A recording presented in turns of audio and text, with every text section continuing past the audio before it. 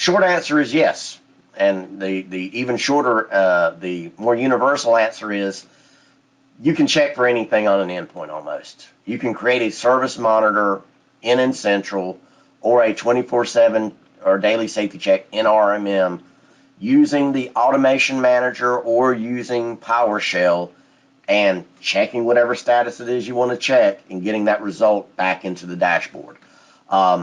If you're not familiar or comfortable with that process, or you think you're not getting enough out of it, I'd recommend hitting up the MSP Institute, finding some of the recordings for the automation boot camps or the automation office hours, particularly the automation boot camps, and drop in on some of the live automation office hours sessions, because those are the automation office hours are a little bit different than the security office hours, because the automation office hours is almost I don't want to say a free-for-all, but it's a come in, ask questions, propose, a situation you need an automation for, and if it's something that can be, done in the 10 minutes, 15 minutes, 20-minute span, Mark Andre will sit there and just do it live during the session and show you how it's done.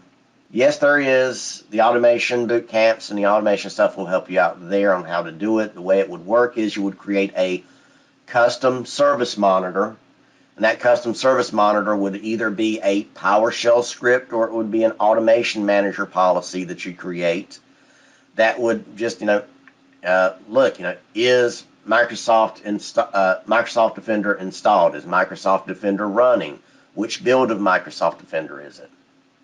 And then, have the logic in there that says if it is enabled, well, check fail, check pass, whatever your logic's going to be back in the dashboard.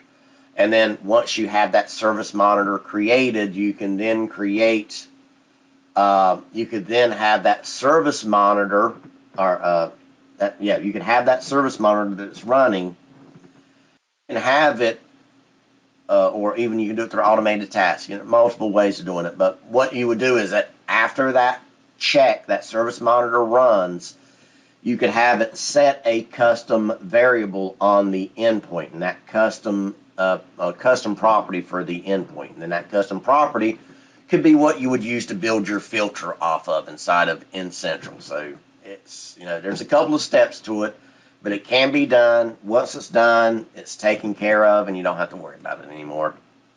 And depending on Microsoft Defender M365, it's also, well, which version of Microsoft Defender 365 are we working with? Are we working with Microsoft Defender for Business? Or are we working with the Microsoft Defender, like the free version that's included in some of the licensing? Or are we talking about the E3, the E5 versions? But each one of those, it'll be easy to find out